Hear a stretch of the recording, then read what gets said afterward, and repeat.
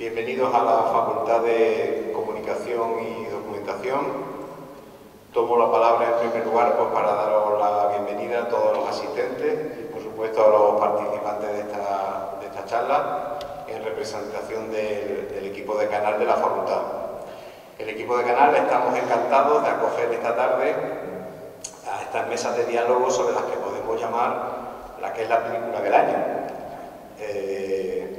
en nuestra ciudad, en Granada, ¿no? Segundo premio, ganadora del Festival de Málaga, también en colaboración con el proyecto de investigación Filtran, con su director Domingo Sánchez Mesa, el Festival de Jóvenes Realizadores, Antonio Miguel Arena, las productoras del film y Ateca. Es un placer tener con nosotros a los directores del film, Isaki La Cuesta, Hipólito Rodríguez, al guionista Fernando Navarro, sus productores, a Cristóbal García y a la directora de casting, Marichu Sáenz, así como a nuestro compañero Julio Grosso, responsable de la Filmosis de la Diputación de Granada y además, como todos conocéis, es profesor de esta casa. Desde la facultad seguimos comprometidos en promover la cultura audiovisual, cinematográfica en Granada y en apoyar la investigación sobre la relación, en este caso, entre la música y el cine. Para nosotros es una satisfacción muy grande que estéis todos aquí y que hayáis tenido bien venir a la facultad, en la que desde hoy pues, estáis en nuestra casa, que agradecemos vuestra presencia y nada más.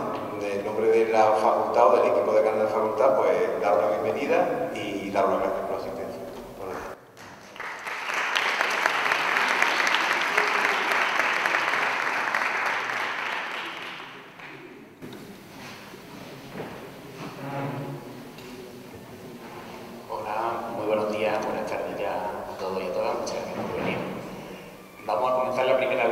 Mesa redonda en la que se va a dividir la sesión, que la verdad que con invitados tan importantes y además con personas tan entregadas al cine y con tantas cosas que contarnos, nos pareció importante que nos pudiéramos detener en dos procesos diferentes de la película, del segundo premio, de la que ayer disfrutamos un preestreno extraordinario en nuestra emisora de la Católica y del que yo creo que todavía seguimos un poco con la emoción en el cuerpo y con la resaca seguramente también. Y cuento a mi lado con Cristóbal García, productor de La Terraza, del que quiero hacer como una breve presentación, tampoco para no entretenernos demasiado. Ha tenido una trayectoria muy importante de la producción cinematográfica, trabajando en Morena Films, en películas como Celda 211 o también La Lluvia, y en Telecinco Cinema, con películas como Muchos apellidos catalanes, Kiki o Perfecto Desconocido, y en 2018 emprendió esta aventura de La Terraza y abanderó este proyecto, segundo premio, en el que ha estado muchísimos años batallando, sobre el que nos va a contar también sobre un proceso muy complejo, pero del que también ha surgido como una gran historia de chat, de cine y de música, por supuesto. A su lado está Marichu Sáenz, que, bueno, una persona a la que tengo mucho cariño, que siempre nos echa mucho en cara: no contáis conmigo en Granada. Nadie se acuerda de mí en Granada, me lleva toda la razón, y por eso nos parecía muy importante que estuviera aquí. Marichu Sáenz es una de las directoras de casting más importantes del panorama nacional y, sobre todo, a nivel andaluz tiene una gran repercusión su trabajo en producciones pues, muy importantes como La Cruz, como Segundo Premio, también como Secadero, que fue la película inaugural del festival hace 2 años, y también ha estado trabajando ahora en la nueva película de Belén Funes, si no me recuerdo mal, por lo que es un lujo que nos pueda contar el proceso de casting de la película, que además es un casting doble por vicisitud de todo el proyecto, en la que ahondaremos. Y a su lado se encuentra Julio Grosso, a quien conocéis bien, que es catedrático de la Universidad de Granada, profesor de realización en la facultad y responsable de Filming Granada, de la Agencia de Organizaciones de la Diputación de Granada, que ha estado también parte en todo el proceso. Por lo tanto, en esta primera mesa vamos a hablar de todo lo que no se ve en la película. En la segunda hablaremos de lo que habéis visto. En esta primera, de todo aquello que os ha traído hasta aquí, de esas películas que pudo haber sido y que no fue, pero sobre todo de vuestra relación con Granada. Cristóbal, queríamos estar contigo y que nos contarás cómo nace el proyecto y qué te impulsan a decir: voy a dedicar los próximos 6 años de mi vida a esta película. Bueno, buenos días a todos y gracias por la introducción. Estamos bastante de resaca, porque ayer hemos estado algunos hasta las 6. Lo primero es que si llego a saber que iban a ser 6 años, igual no lo hubiese hecho, porque probablemente haya perdido otras cosas por el camino, ¿no? De otras cosas de hacer. El inicio de si me pongo a pensar, la primera película que hicimos en la Terraza Films es Taxi a Gibraltar, que es una película que escribió Fernando Navarro, que también era con Andalucía. Y ahí nos conocimos Fernando y yo, y empezamos a hacer buenas migas, y de repente un día, pues lo hemos contado en varios sitios, ¿no? Pero yo con una camiseta de un grupo mítico que se llama Vigestar, que a mí me encantaba, y dije, hostia, este tío, oye, esta Vigestar es algo tenemos en común seguro. Y le dije, oye, ¿te gusta esto tal? Empezamos a hablar de música y salió Granada, y claro, Granada para mí, una parte importante era, aparte de los 091, una Artija, etcétera, eran los planetas. Entonces me dijo que los conocía y Jota le iba contando de vez en cuando, oye, ¿por qué no haces una película de planetas y tal? Y dije, vamos a hacerlo, o sea, pues, ¿cómo que si no lo haces? Vamos a hacerlo. Y ese fue el primer impulso, ¿no? Hacer una película por la música, más que por cualquier otra cosa. Y estamos hablando de esto, eso fue yo creo que empezamos a hablar de esto en verano del 18 y la primera reunión lo tuvimos aquí en noviembre del 18 con Jota y con Flore. Y pensándolo ahora, igual es el primer desarrollo o el segundo desarrollo que teníamos en la Terraza y hemos hecho 8 películas antes. Entonces ha sido un viaje importante. Bueno, cuéntanos en primer lugar ese guión que escribió Fernando en colaboración con Jonas Trueba, que además iba a asumir la dirección de la película, que encuentra financiación gracias al apoyo de la Junta de Andalucía y Canal Sur, ¿no? Encontréis también el apoyo de Aralan, de la productora de Marta Velasco, la presidenta de la Academia de Cine. ¿Cómo se van dando esos pasos para que se convierta en una realidad el proyecto y cómo empieza también a gestarse ese trabajo de ya localización, para empezar el casting, que es donde ya podemos Marichu y Julio contarnos bastante cosas? Pues a ver, cada película necesita, al final va a ser un poco que cada película necesita su camino, ¿no? El tema financiero obviamente es importante. Nosotros al principio de los tiempos pensábamos con Jonás, ¿no? ¿Te imaginas que conseguimos 1 millón de euros para hacer la película? Nos parecía como una odisea, pero poco a poco nos estamos viniendo arriba. De hecho, fue el propio Jonás el que empujó mucho el querernos la película, más allá de este circuito al que a priori te condena una película sobre un grupo de música independiente, ¿no? Entonces, con él fue como, vale, vamos a creer más, ¿no? Hicimos un poco el paso inverso a lo que es lo normal de financiación o de levantamiento de un proyecto. Ahora fueron los primeros que entraron, es verdad, o sea, es la primera productora y tenía todo el sentido, ¿no? Ir a una productora andaluza para intentar conseguir el apoyo desde Andalucía un poco hacia el resto. Lo normal en una película, lo que no conocéis, es buscar las fuentes de financiación más grandes, primero, ¿no? Las plataformas, las televisiones, etcétera, pero en este caso nos teníamos con un proyecto muy chulo, muy bien escrito por Jonás y por Fernando, porque el guión gustaba mucho, pero claro, tú presentas un dossier siempre y pones Pepito, el casting, ¿no? Ahí es cuando entra Marichu, y pones el casting, vas a tener música que cuando nosotros mandábamos el dossier de la película y no había ningún nombre de ningún actor ni actriz. Y nos decían, esto falta algo.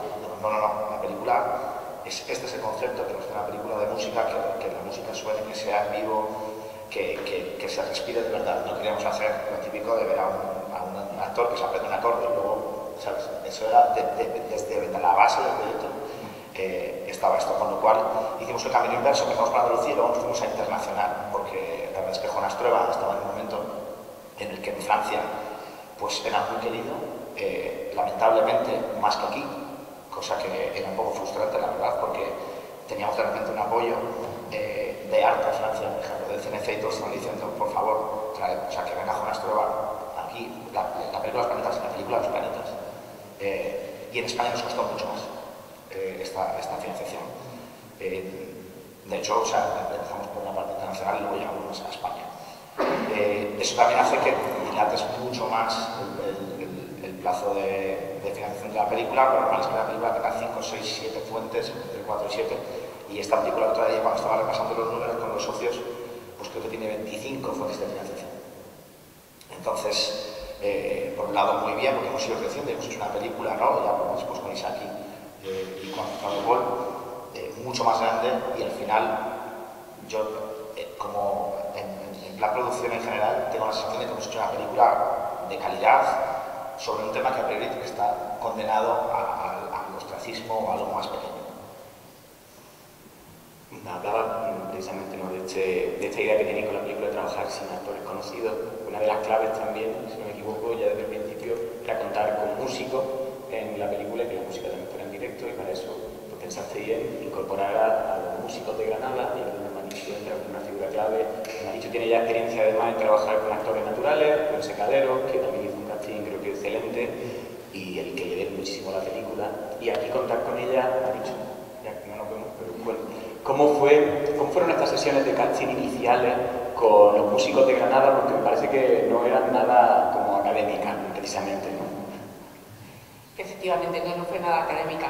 A ver, normalmente Secadero, que también fue una peli de actores naturales, hacía una convocatoria y te vienen, pues, niños, casi todos, o personas adultas, y venían a una convocatoria de casting.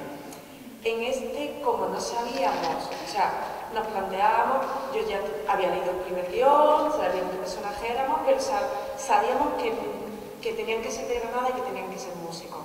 Entonces lo que hacíamos, Jonás y yo, y muchas veces venía la ayudante de dirección, que nos sentábamos, quedábamos en una terraza, porque empezamos quedando en nuestra oficina y vimos que era muy formal. Entonces lo hemos recorrido todos los bares del Realejo, el café fútbol por las mañanas, o sea, teníamos como ya un recorrido de bares y quedábamos y según la hora pues nos tomábamos lo que hubiera que tomarse. Yo cogí 2 kilos durante ese proceso que no perdió.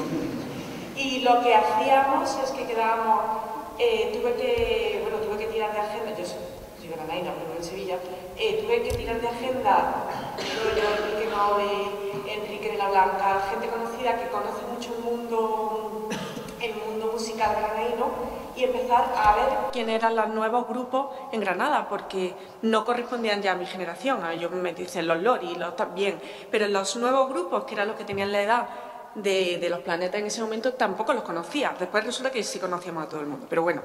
Entonces lo que hacíamos era quedar en los bares y, para que no se sintieran coaccionados, nunca les dijimos que les estábamos haciendo un casting. Lo que les decíamos es que los llamábamos como nueva generación musical y que estábamos trabajando en un proyecto audiovisual, que ya pensaban lo que era, sabían que era Jonás Trueba, o sea que en un proyecto visual sobre la Granada y la música de los 90. Y nos contaban y les decíamos, ¿qué perspectiva tenéis vosotros de esa música?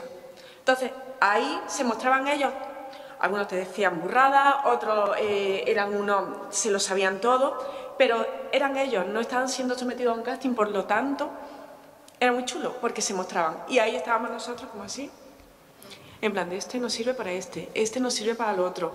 Y claro, pues vimos 25 grupos por ahí. Sí, una pasada. Llegabas, terminaron el Estel y había 8.000 personas. Y yo decía, pero como no sé por dónde empezar. Claro. Visteis a todo Granada. Vimos a toda Granada. Porque como en Granada tenéis grupo todos, eso está muy bien, pero todo el mundo tiene una banda. Y fue muy chulo porque tuvimos que hacer como un plano, como cuando se hacen los crímenes, que tiene fotos, pues entonces llegamos a hacer un plano en la que había cada uno con su foto, con qué instrumento tocaba, en qué grupo había estado y con quién no se podía ver. Que eso, cuando de repente cruzaba, no, si vienen esto yo no me siento, y decía, vale. Y lo teníamos ahí para ir viendo, y de ahí íbamos sacando directamente. Sí. Bueno, Julio, en ese momento creo que la Filming Granada es la agencia de reciente creación, ¿no? Y es uno de los primeros proyectos que abraza, y aparte lo abraza desde el inicio, con mucha confianza y cercanía en todos los procesos. ¿Cómo fue también acompañar a Jonás en estas localizaciones por la ciudad, también pensando en la provincia? ¿Qué visión de Granada queríais trabajar, ¿no?, de los 90 para que aportara, ¿no?, y sumara mucho a la producción, y que no fuera, como muchas veces pasa, que se rueda en Granada, que también está muy bien porque genera muchos puestos de trabajo, pero con una mirada exógena, ¿no?, sino que esta fuera una película que respirara a Granada y que los granadinos se vieran representados en ella? Bueno, muchas gracias a Domingo por la invitación y también a Antonio por la cátedra que me acabas de regalar, sin pasar por la NECA. No me equivoco entonces, perdona. No está mal, ¿no? Podría decirte algo. Espero que esto tenga repercusión, o sea, que me sirva para un concurso de cátedra. Bueno, la peli de Segundo Premio llegó como primer proyecto a la oficina, cuando se creó la oficina hace 4 años y algo. Y después han ido pasando proyectos, llegó Secadero con Marichu y con Rocío, después llegó Bayona con La Sociedad de la Nieve, después llegó Erice y después han llegado otros proyectos más pequeños que se conocen menos, y estaba ahí como aparcado, avanzando poco a poco, pero avanzaba, se paraba. A mí me dio mucha alegría ayer cuando estuvimos en el preestreno en Isabel la Católica de que al final el proyecto vea la luz y que se estrene el día 24, porque es un proyecto muy complicado. Sabéis que el cine es muy difícil de conseguir, de levantar un proyecto. Es un esfuerzo colectivo muy duro, que muchas veces no se conoce por falta de pedagogía, y es un viaje muy largo. Y en este caso, Segundo Premio ha sido un viaje larguísimo, con muchísimas dificultades que solamente Cristóbal y pocas personas más conocen con detalle. Y yo quiero aquí reconocer públicamente, lo he hecho en privado, pero públicamente a Cristóbal y a Isaki, que son los dos motores de este proyecto. Después ha habido mucha gente dentro del equipo que ha trabajado muy bien, que ha colaborado, pero sin ellos la película no estaría en cine el día 24. Entonces, un reconocimiento que merecéis los dos y que habéis superado todas las dificultades, todos los problemas de todo tipo que habéis tenido. Dicho esto, pues la película llega en el 2020, estamos en pandemia, empezamos a hacer reuniones por telemática y después en el 2021 ya empezamos con las localizaciones, todavía con mascarilla y con medidas de seguridad. Empieza a venir Cristóbal, empieza a venir Isaki. Esta foto, pues creo que todo el mundo la reconoce, ¿no? Yo me traigo a Isaki aquí a la biblioteca de la facultad estaba buscando una biblioteca y estuvimos aquí, estuvimos en la Facultad de Letras, estuvimos en muchos sitios, como el Alhambra Pala, fijaros, ahí estamos todavía con mascarilla. Eso fue en septiembre del 2021. El que está a su lado era el primer director de arte, Miguel Ángel Rebollo, Miki, y pues dimos muchas vueltas en varias visitas que hicieron ellos desde Madrid. Ellos buscaban acercarse a Granada y lo fueron haciendo poco a poco y muy bien, creo. Y estuvimos pues en barrios, en sitios conocidos y desconocidos, ¿no? La Fundación Rodríguez Acosta fue también un sitio que visitamos. Estuvimos buscando la casa del músico, del protagonista, por los alrededores de la ciudad. Estuvimos en Los Revites, en Huetor Vega, en muchos pueblecitos pequeños, buscando un pequeño chalet que recrease la casa de Jota, que es donde ensayaban en el Fargue, el grupo Los Planetas. Y bueno, eso pues generó un catálogo de imágenes. Yo he traído solamente aquí unas pocas de ese trabajo previo, también desconocido a nivel de rodaje.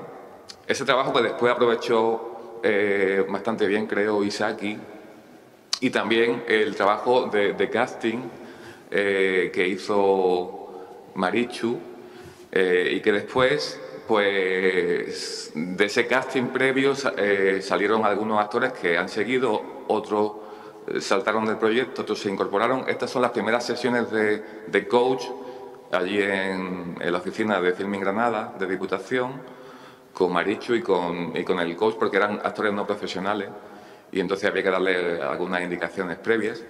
Y bueno, pues ahí veis a uno de los protagonistas, que es Cristalino, que para mí borda el papel.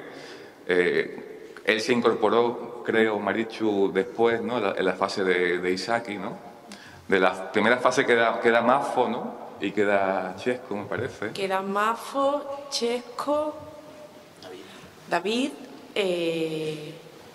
básicamente, y alguno que ha cambiado, que lo teníamos para otro personaje y pudimos reincorporarlo, pero sí. Bueno, si veis la peli, yo espero que la veáis a partir del 24 en salas, porque merece la pena, en serio, porque es de Granada, porque es de música y porque es una gran productora como La Terraza y un gran director como es Isaki y Paul. Os fijáis en estos dos personajes que son de Granada, son músicos de bandas de Granada que tienen su primer papel en una peli de ficción y realmente yo los nominaría ya a los dos a Goya Mejor Actor Revelación, ¿no? O Actor Nobel. Ese es el trabajo que hicimos y después también colaboramos, bueno, entre medio hicimos muchas reuniones institucionales. Me acuerdo de una que intenté hacer con Cristóbal y con Jonás en el ayuntamiento para presentarle la película al antiguo alcalde, y coincidimos fue una anécdota de las miles que tiene Cristóbal en su memoria.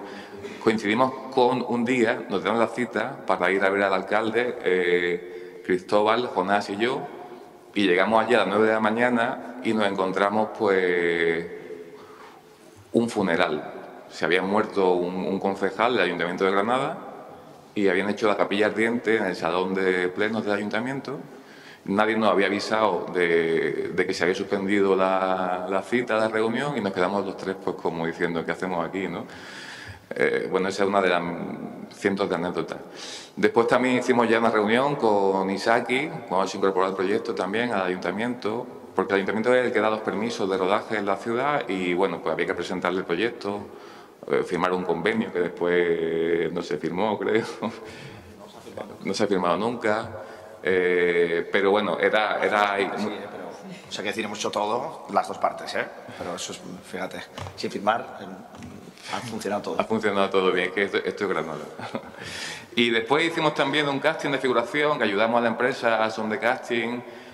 No sé si alguno participó en este casting. Se hizo un domingo por la mañana, el año pasado, antes del rodaje, en el polideportivo que hay en el Zaidín, Núñez Blanca, pues con mucha gente que se presentó para después los extras de la escena, ¿no?, que tenían extras, ¿no?, de planta baja y tal. Y ya está, yo os dejo hablar. Muchas gracias, Julio, porque además, bueno, es muy importante que estuviera aquí presente acompañándonos, porque ha sido una pieza también importante, sobre todo de bisagra también, cuando el proyecto cambia de mano y hay que hacer otro casting, hay que pensar otras localizaciones, hay que cambiar el guión, eso es una cuestión sobre la que hablamos. Cristóbal, ¿cómo es ese momento, supongo que de crisis, ¿no?, de pensar, bueno, hay que cambiar esta película, hay que sacarla adelante, hay unas ayudas que hay que resolver, hay un proyecto que deseo que salga, y cuál es el clic que de repente... O sea, más que las ayudas, ¿no?, que al final, que las ayudas es una cosa que es una parte de la película, pero para nada es lo más importante, nunca lo es. En este caso era sobre todo la inercia de haber hecho una película y que por fin, porque lo que más nos costó de todo el proceso, que nos costó 4 años, y lo hablamos el primer día de la reunión, eran los derechos musicales de las canciones. Sin los derechos de las canciones no podíamos hacer la película. Y lo hablamos el primer día en 2018 y no lo firmamos hasta agosto del 22. Entonces lo que pasó fue que, yo ahora mismo lo pienso, no sé si en ese momento no hubiésemos tenido las canciones cuando Jonás dijo que no quería seguir en el proyecto, si se hubiese caído de verdad, pero pasó una encrucijada en la que estábamos en Granada, no teníamos los derechos de las canciones, como a 15 semanas o 12 semanas de empezar el rodaje, y nos plantamos y dijimos, oye, si no conseguimos los derechos de las canciones, o no hacemos la película, o hacemos otra película, lo que sea. Entonces, en ese momento, Jonás, es que era el 6 de agosto, estamos Jonás y yo por aquí dando vueltas por la Plaza de la Trinidad como, ¿sabes?, con un letrón en la mano, ¿no? Y fue como, bueno, venga, nos vamos a Madrid, y en ese momento dije, venga, cada uno nos vamos en una semana a pensar qué hacemos, y yo en esa semana me fui y conseguí los derechos musicales. Y cuando teníamos los derechos musicales fue cuando, que ya Jonás lo tenía decidido, que después de tanto tiempo, pues que no quería seguir en el proyecto.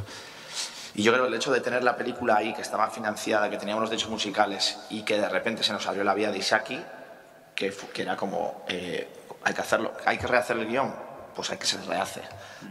Hay que hacer todo lo que sea posible, empezar de cero. Marichu, hay que hacer el casting otra vez. ¿Qué dijo Marichu? Se hace. Fernando, hay que hacer el guión otra vez. O sea, fue como que todos dijimos, nos ponemos otra vez el mono de trabajo y a empezar de cero si hace falta. Porque la película la sentíamos ahí. De hecho, la tuvimos que... Isaki y Fernando escribieron el guión a la vez que preparábamos, que es un error, lógicamente, pero escribieron un guión en un tiempo que nunca lo he visto. O sea... Sí, y a nivel de producción no había referentes de casos similares, tampoco, no sé si había estado en una situación similar o pudisteis ver, ¿no?, qué casos, ¿no?, o pudieran ayudaros, ¿no?, como ejemplo. Es que claro, es que al final yo he trabajado en Telecinco también y sí que tengo esta parte de películas más no sé, comerciales, o sea, que son más de más encargos, y sí que he visto cambios de director, pero es que aquí no era un cambio, venga, viene un director y sea otro, era... estás hablando de Jonás Trova y ahora viene Isaki La Cuesta, que quiere hacer su película y es otra cosa totalmente diferente. Yo nunca había vivido esta situación y además con un margen de tiempo tan corto, porque tenemos que hacer la película en estas fechas sí o sí. Sí, son dos cineastas, ¿verdad?, que con dos universos propios muy personales y con dos maneras de trabajar también distintas y los dos excelentes, pero es verdad que al menos coincidían en esa idea de mantener esa pureza de la música, ¿no?, en directo, de trabajar con actores no profesionales, de buscar esa Granada de los 90, también una Granada imaginada, que lo hemos hablado mucho con Fernando Navarro, que es una Granada en la que se recrea, pero también que se ficciona y se fantasea con ella, que ahí es una Granada hiperreal también, y creo que ahí Isaki creo que ayuda y suma mucho con muchas de las decisiones visuales. No, o sea, claro, es que es lo que dices, son dos universos diferentes, pero para mí una manera similar de concebir el cine, ¿no? Entonces, veníamos de una película que no tiene nada que ver, que tenemos el guión, pues un día no sé si deberíamos a Fernando publicarlo o algo, no sé qué hacer con él, que era estupendo, y luego ya Isaki quiere hacer otra película, ¿no? Igual de estupenda, pero lo que pasaba es que Isaki tenía estos mimbres de que le gustaba, ¿no? Él lo ha contado muchas veces, le gusta la música, era como en plan, joder, hacer una película así me molaría. Le dimos una vuelta total a la película y la verdad es que ahora es como piensas, la otra película pues no sé cómo sería, pero esta película la verdad es que tiene un rock and roll y una cosa que también estaba en la esencia del proyecto y se lo ha traído Isaki. Qué bueno. Marichu, ya habías apuntado antes que tanto Mafo como Chesco ya estaban en ese proyecto inicial ya seleccionado, continúan, ¿no?, como batería y como bajista de la película. ¿Cómo fue ese segundo casting? Reapropiar el trabajo del primero, buscar, afrontarlo con otras ideas y encontrar pues, uno de los grandes hallazgos como el de Cristalino, que ya lo habéis mencionado, y muchos otros, ¿no? También el protagonista, ¿no?, Daniel Ibáñez.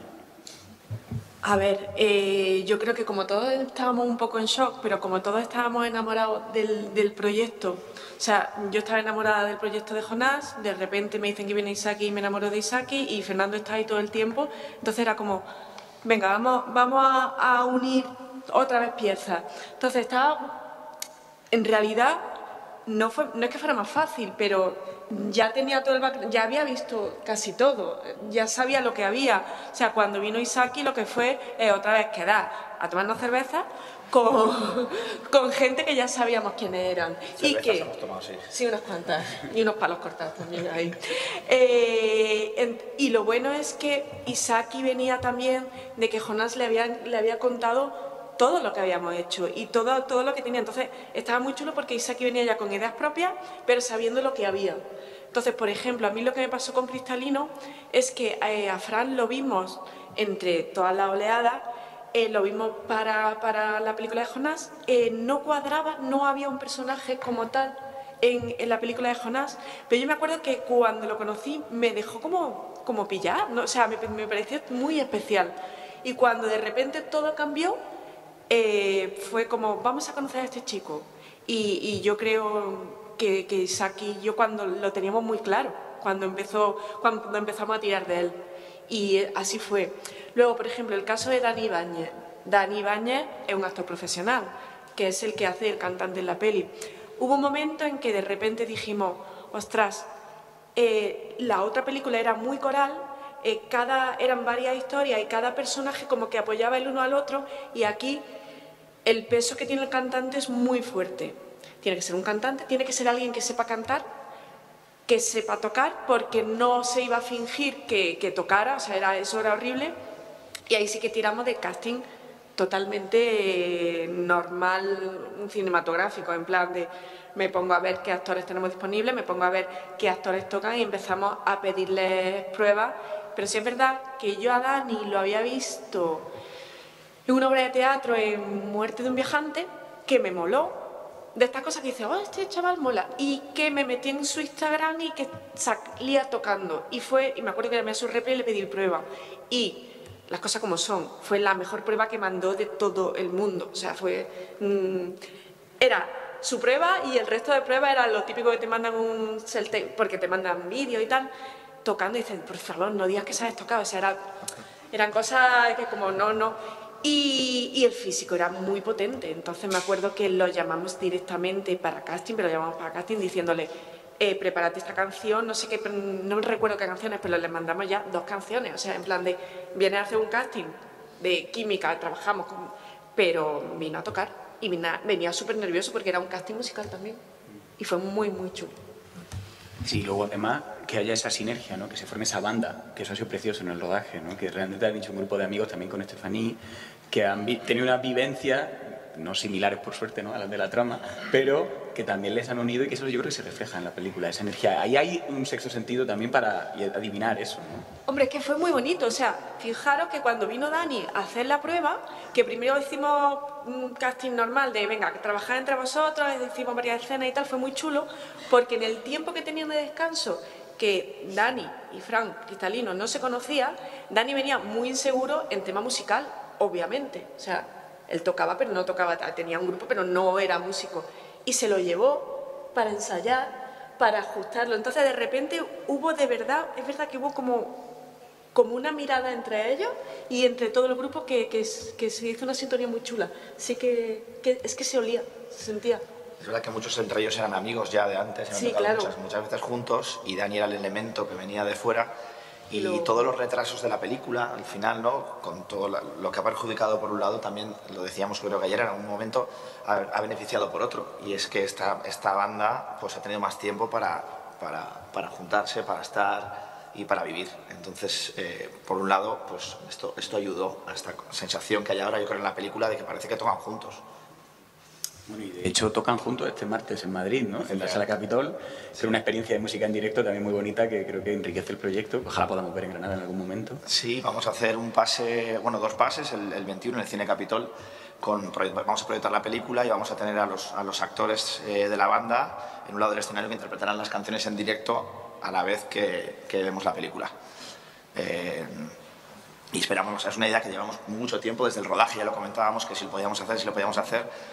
Hemos estado a punto de no hacerlo, como todo en esta película, hemos estado a punto de no venir aquí, hemos estado a punto de... Siempre estamos a punto de no, pero al final lo vamos a hacer el martes, a ver qué tal. Qué bien, y ojalá la gente se anime a cantar, que es algo que todavía no conseguí del todo. Ayer en el teatro yo era el único que estaba cantando. Lo pidieron Isaac y Paul, pero no sé si alguien cantó. Yo creo que se conseguirá poco a poco, vamos a darle tiempo. Bueno, es el momento de vuestras preguntas. Queremos saber si tenéis alguna cuestión a los ponentes, algo que comentar, y así continuamos a la siguiente mesa. Si hay alguna pregunta entre el público, levantad la mano y alzad la voz. Mira, por aquí. Quiero preguntar si se ha planteado montar un grupo a fase de la pantalla. Bueno, ellos tienen sus proyectos, algunos de ellos, sobre todo. Cristalino tiene su proyecto, Chesco se dedica profesionalmente a esto, pero juntos no. No vamos a montar un grupo de versiones de los planetas.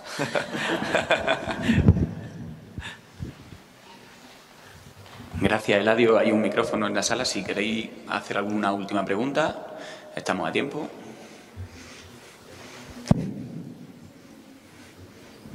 Ya que habéis venido a la facultad y que tenemos tanto a una directora de casting como a un productor, animaros a una cosa que no forma parte, me parece, habitual de la promo, y es que en las bases de datos pongáis toda la información de la gente.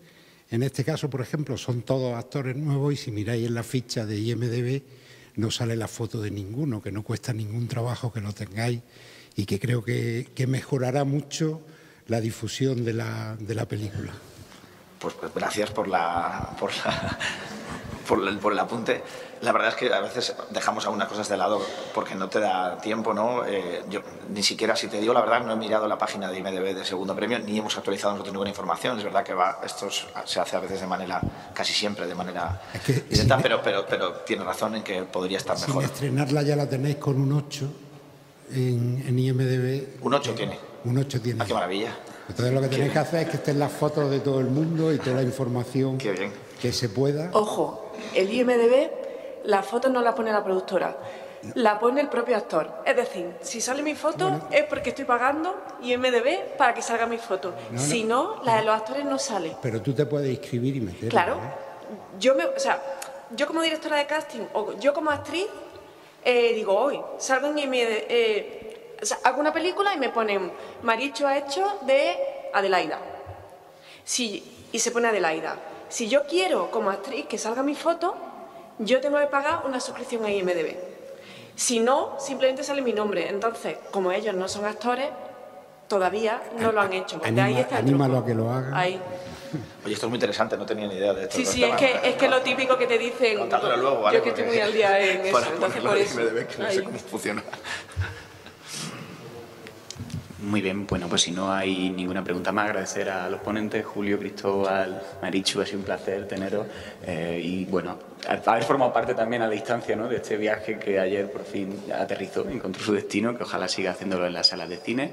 Y continuamos la segunda mesa con Domingo Sánchez Mesa, él sí catedrático de la Universidad de Granada.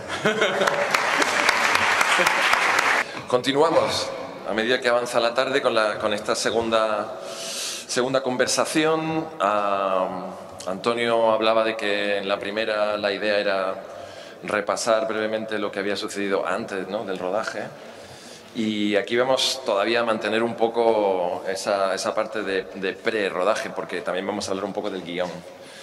Está con nosotros los dos directores de la película, Isaki Lacuesta y Paul Rodríguez, y también Fernando Navarro, que es el guionista que ha atravesado todo el proyecto, como antes recordábamos en la mesa anterior.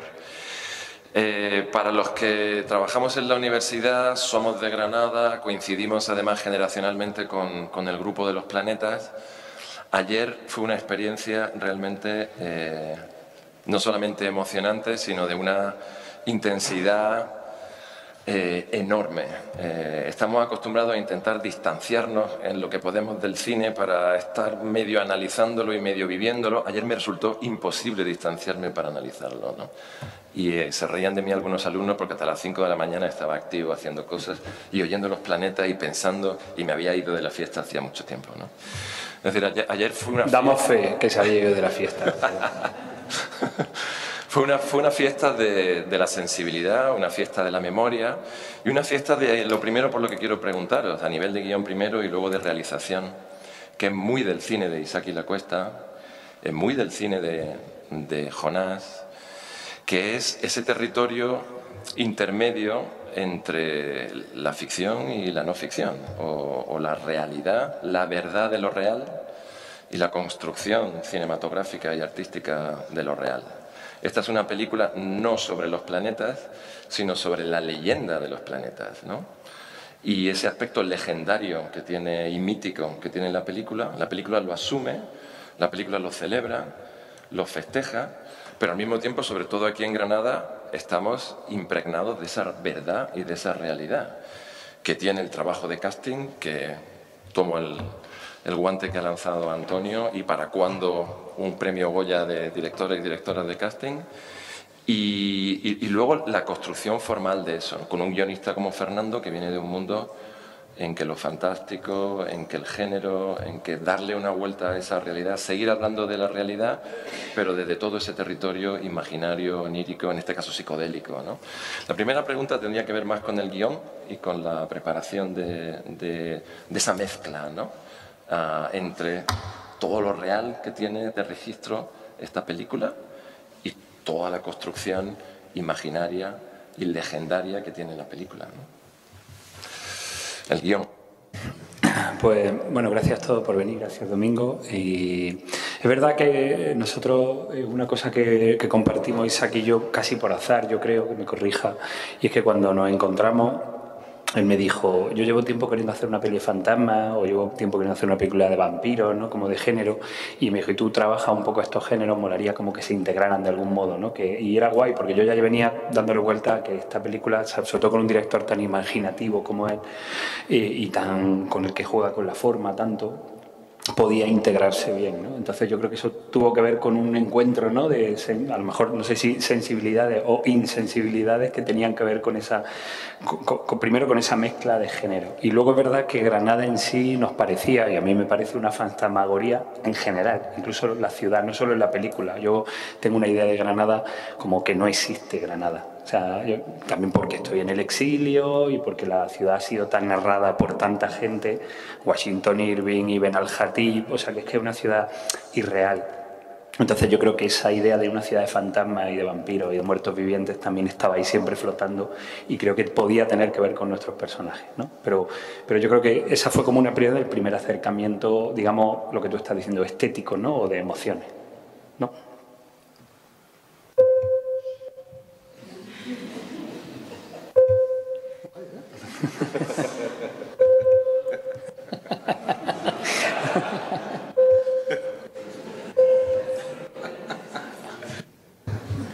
Ah, mira. Era un concierto de música contemporánea, breve. Sí, sí. Porque no todo va a ser Los Planetas. También hay que abrirse a la música del siglo XXI. Pues sí, ahora me estaba acordando de un momento del que no hemos vuelto a hablar, que es el momento en el que...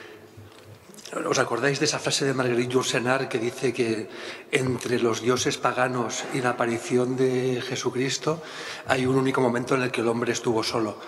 Pues es el momento en el que entre Jonás y yo, que sería Jesucristo en este caso, pues estaban solos Fernando y Cristóbal.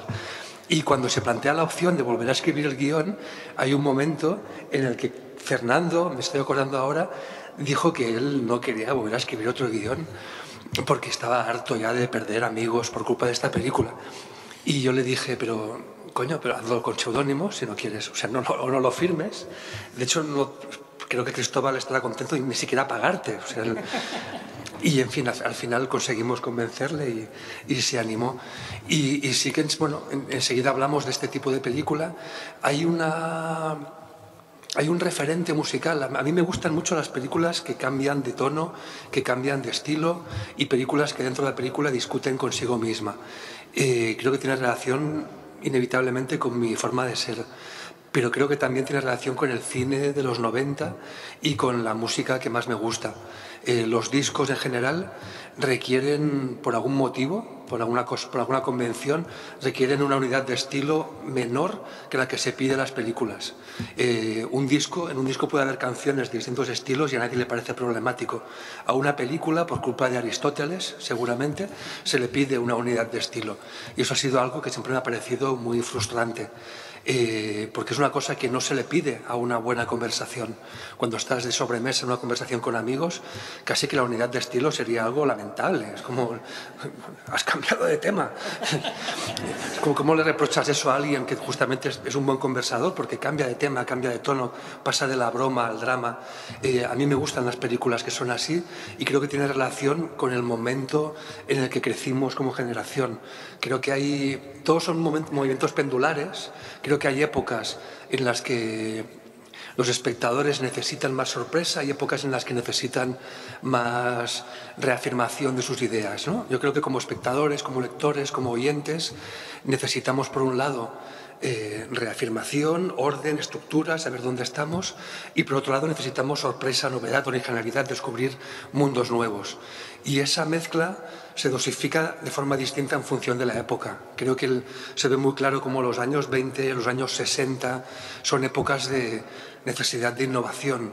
Y hay épocas como los años 80 en las que lo que se busca es una cierta reafirmación conservadurista. Y creo que venimos de una época muy conservadora que tiene relación posiblemente con la crisis económica, con las dificultades para encontrar un piso y una vivienda digna, con las redes sociales, con que todo es tan sacudido que cuando ves algo dices, por favor, como encima la película cambie mucho de estilo, voy a explotar. Y creo que explica un poco el éxito de las series televisivas, saber que durante unos días, durante unas semanas, no estás entrando en un mundo nuevo cada noche, sino que estás en el mismo mundo una temporadita. Ahora tengo la impresión de que estamos en un momento de péndulo que se mueve otra vez y que va a haber espacio para algo con cambios. Yo en este sentido pienso en los discos y pienso en los discos de los Beatles, en los últimos que van haciendo, en el White Album, en Abbey Road, que son discos, la banda se está separando, la banda se está disgregando, igual que ocurre con Los Planetas en nuestra película, y esto hace que sean discos de estilos muy distintos. Cada canción está compuesta por un artista distinto, en un momento de estado de ánimo distinto, porque es un momento muy convulso en sus emociones, y el White Album, por ejemplo, no lo disimula. Pasa de una canción extremadamente heavy metal a una balada folk, y como oyente te pegan unas hostias sin transición, y eso es lo que a mí me gusta de ese disco. Y cuando hacen el Abbey Road, están en lo mismo, haciendo temas muy distintos, pero se inventan la idea, pero que es una idea inventada a posteriori, de que es un disco más conceptual y le ponen vaselina entre un tema y otro tema. Y lo sientes como si fuera una sinfonía y hacen ver, tienden puentes musicales que te llevan de un extremo al otro. Y cuando escribíamos la película y sobre todo al montarla y al filmarla, este tipo de ideas a mí me rondan y pienso, pues en este momento vamos a cambiar de un estilo al otro por hostia. Y aquí vamos a ponerle vaselina.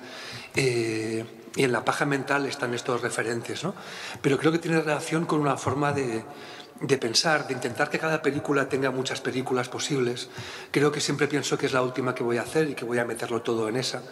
Y posiblemente ahora me doy cuenta que en mí haya algo de banda a punto de separarse de sí misma.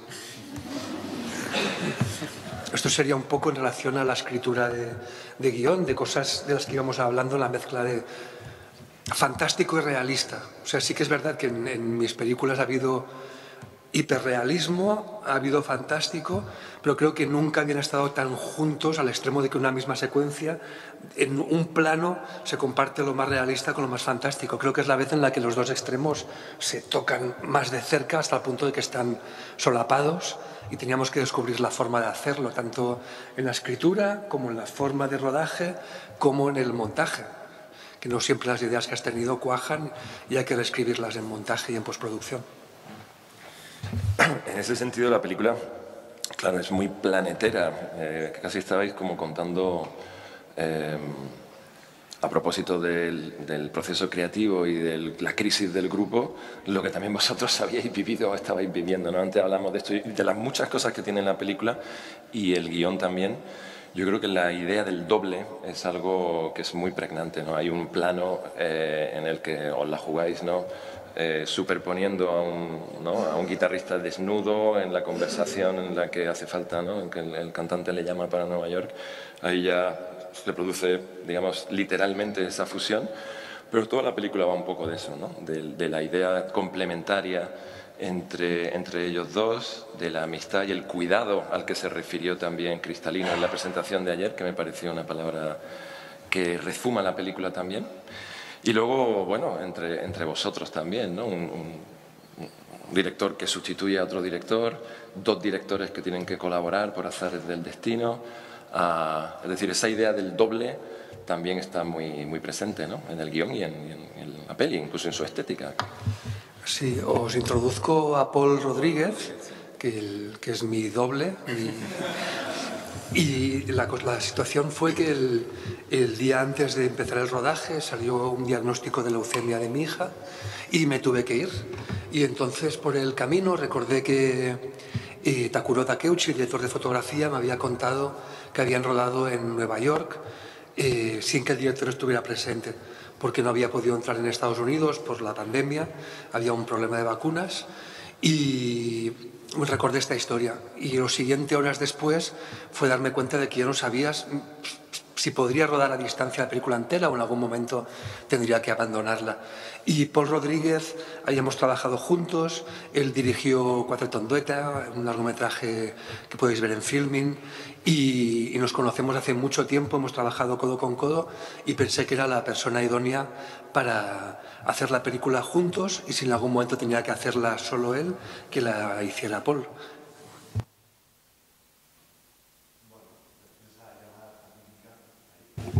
Después de la llamada fatídica de Isaki, para explicarme la situación, imaginaros, ¿no? a enfrentarte a un proyecto de esta magnitud con la responsabilidad de la temática, de los planetas, de la ciudad de Granada atrás, con todo su pasado musical, y enfrentarte a esto para aquí 2 semanas, pues era un reto mayúsculo.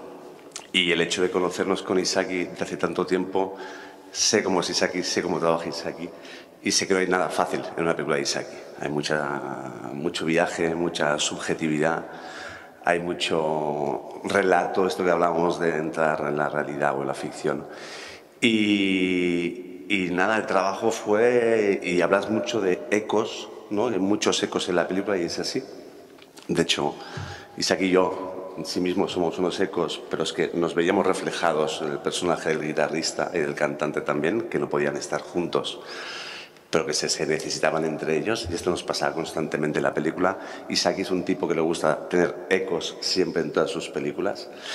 Y bueno, el trabajo nuestro en este caso pues fue yo intentar entender cuál era ese mundo que Isaki ya había pensado y tenía planteado, pero las cosas nunca son fijas, siempre se van moviendo, son ideas que se mueven, que se ponen en una pared y las tienes que ir recuperando e ir metiéndolas en la película, ¿no? Y un poco este fue el trabajo que un poco atropellado que tuve que hacer, que era a ver qué tiréis aquí en la cabeza. Me pasé una semana con él leyendo el guión y sabiendo que teníamos, pero luego intentar meter todo este mundo que finalmente en la peli puedes ver tantas capas, lo que hablabas antes, y enfrentarte a un equipo que el equipo estaba totalmente entregado, estaba ilusionado, y fue una suerte, la verdad, tener el apoyo de toda esta gente.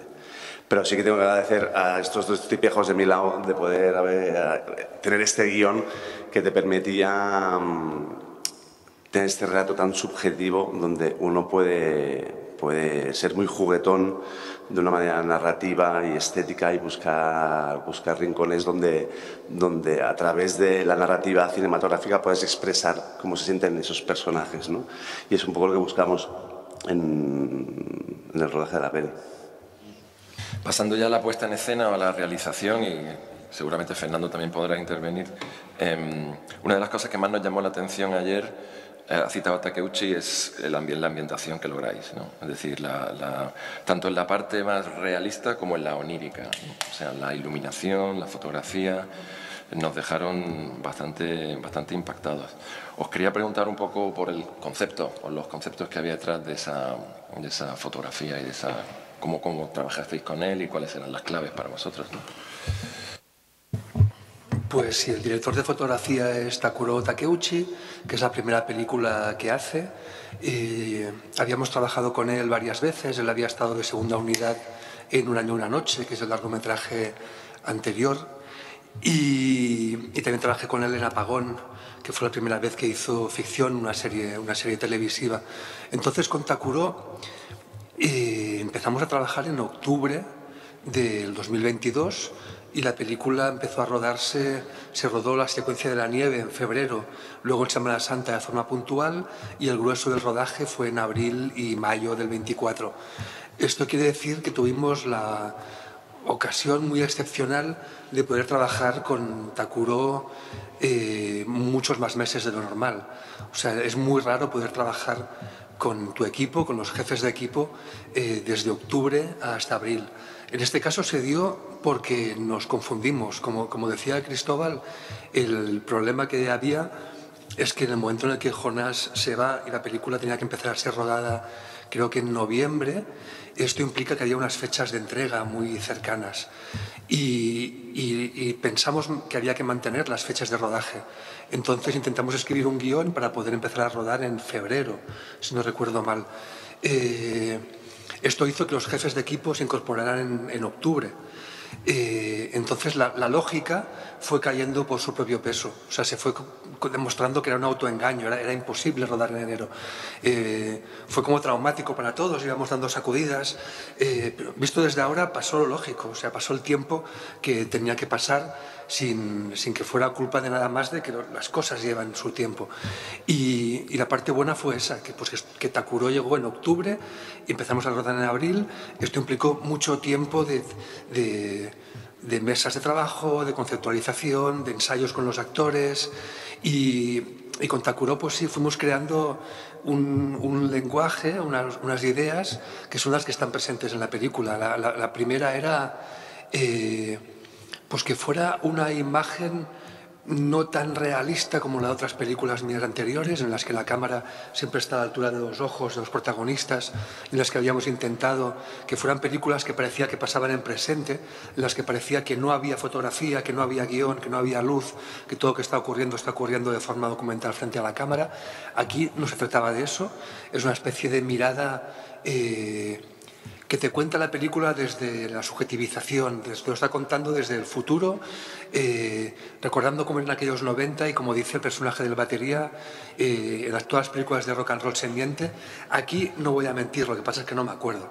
Y hay momentos en los que no se acuerdan, hay momentos en los que os recuerdan con euforia, momentos en los que os recuerdan con depresión, y por eso bueno, la cámara puede estar a una altura la que se connota, que es una cámara más elevada, hay unas distancias.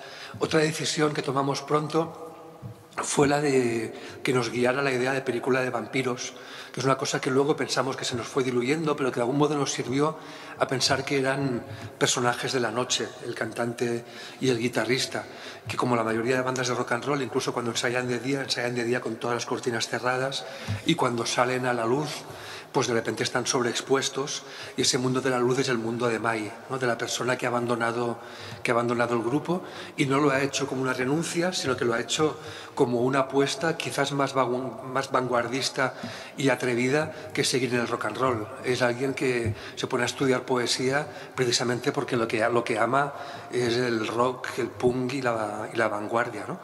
Y lo hace desde un mundo de luz contrario a este mundo vampírico. Y bueno, pues poco a poco pues vas planteando ideas que están relacionadas con el tamaño de cuadro, con los movimientos de cámara. Bueno, aquí daría para horas y estas pequeñas pajas mentales que animan cada idea son las que nos empujan a seguir haciendo cine, las cosas que en el fondo luego no va a ver nadie de forma muy consciente, ¿no? Pero que están y que yo creo que sí llegan al espectador de alguna manera. Luego fue muy bonito claro, ese momento en el que has trabajado mucho con Takuro, pero que ya das por asumido que todo ese bagaje existe y ya ni te acuerdas, ¿no? Y los momentos en los que hay secuencias que no están resueltas, en las que estas ideas no están llevadas a lo concreto, y de repente pues llega un día de rodaje que no hay ninguna resolución de planificación y aparece Paul y es quien lo resuelve todo.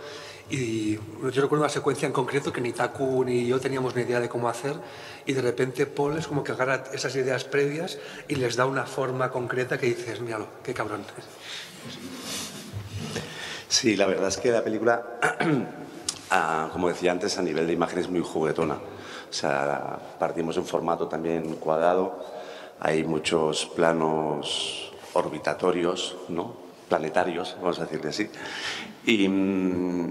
Y sí, la verdad es que bueno, cuando ya entras en una dinámica donde en cada una de las escenas hay una sorpresa, hay un lenguaje, pues ya por inercia es como, no, esto no puede ser normal, esta escena no tiene que ser normal, tenemos que buscarle la motivación de la escena.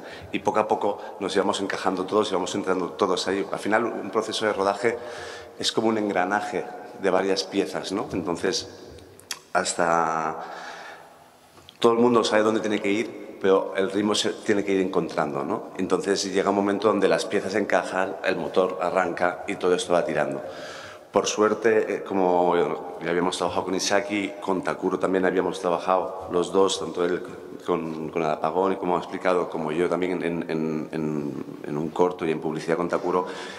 Éramos todos ya, sabíamos de dónde veníamos, sabíamos de qué pie cojeábamos, y ese engranaje fue, creo que lo más rápido que podíamos esperar. Pero sí que la película sí que se buscaba como una especie de, creo yo, no sé, corrígeme, es aquí, pero una cosa de mitificación de la imagen, ¿no? De que este recuerdo, esta leyenda de estos personajes, pues buscamos como esta textura muy especial. Sí.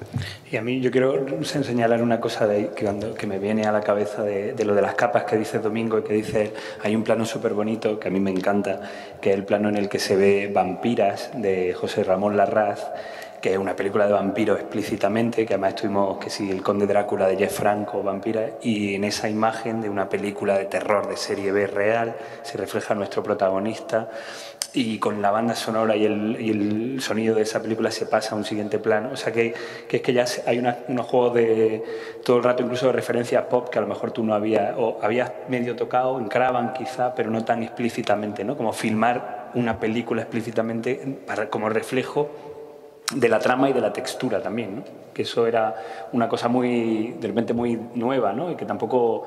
y que estaba hablando textualmente y intertextualmente, ¿no? Por eso tenía tantas capas de imágenes súper divertidas. Sí, de algún modo, cuando trabajamos la puesta en escena, intentamos pensar que hay una dramaturgia de la puesta en escena. Igual que cuando escribes un guión, los personajes cambian y hablas de los arcos de personajes, la idea es que con la puesta en escena ocurra igual. Por ejemplo, nos sentamos a pensar cuántas secuencias de ensayos musicales hay, cuántas veces vemos a la banda tocando. Entonces, en cada punto de la película, cada secuencia de ensayo, cada secuencia de concierto, se va a ver de forma distinta, se va a planificar de forma distinta y se va a iluminar en función de las emociones de los personajes en ese momento. Hablaba Paul de esta idea de los planos orbitatorios que giran como si fueran planetas, ¿no?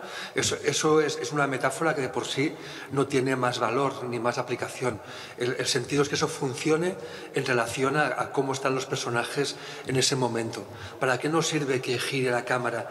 Es una forma de hacer que los personajes no los veas compartiendo plano. En qué secuencias los personajes comparten plano y en qué secuencias los ves por separado, en qué momento están unidos emocionalmente, en qué momento están separados. Pues estos son conceptos que nos guían la planificación y la forma de rodar. Pues en una secuencia de ensayos vamos a verles en plano general y ves a la banda juntos, están ahí. En otro tienes que ir haciendo este tipo de paneos o de travelings en 4/3, porque si fuera un formato panorámico en scope, pues enseguida compartirían el plano. Al ser 4/3 están más separados todavía. En qué secuencia comparten plano, pero uno está en primer término y el otro está lejos, no comparten plano focal, están separados por el foco, pero aunque compartan cuadro.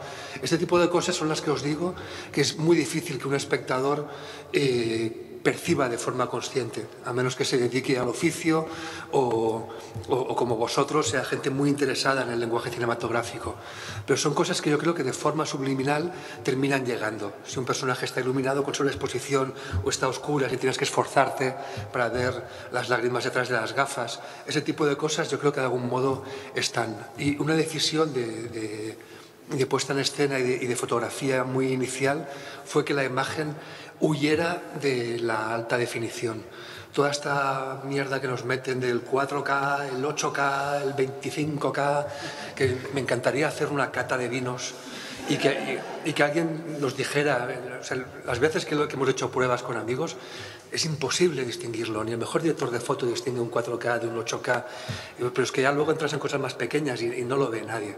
Entonces un poco era intentar salirnos de este mundo en el que todo se ve igual, en el que las series de Netflix se ruedan igual que el cine indie y que los videoclips y que las grabaciones domésticas del teléfono, intentar buscar una imagen que fuera distinta y tuviera relación con el tema de la película. Y entonces con Takuro hablamos de intentar meter, o sea, hacer una imagen que perdiera parte de esa resolución por el camino, aunque rodáramos en un 4K nativo. Takuro inventó, le llamábamos el Takulet. Cuando rodábamos en fotoquímico, allá por el siglo XX, se podía hacer un proceso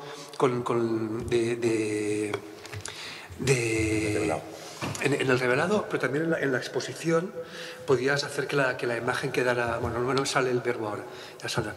En este caso lo que hacíamos era, frente a la cámara había el taculet que filtraba luz de colores que se controlaba desde una mesa y esto ya quedaba impregnado en la imagen, afectando de forma distinta a las luces altas y a las luces bajas.